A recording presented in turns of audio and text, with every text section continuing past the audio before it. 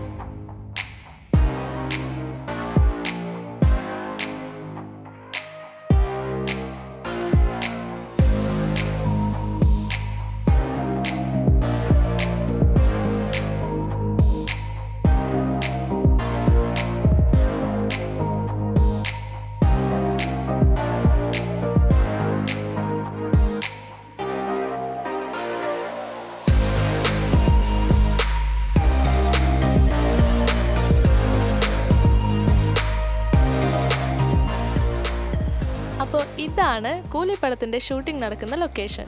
അപ്പോൾ വീഡിയോ എല്ലാവർക്കും ഇഷ്ടപ്പെട്ടിട്ടുണ്ടെങ്കിൽ ലൈക്ക് ചെയ്യുക, ഷെയർ ചെയ്യുക, സബ്സ്ക്രൈബ് ചെയ്യുക. അപ്പോൾ നമുക്കിനി അടുത്ത വീഡിയോയിൽ കാണാം. ബൈ.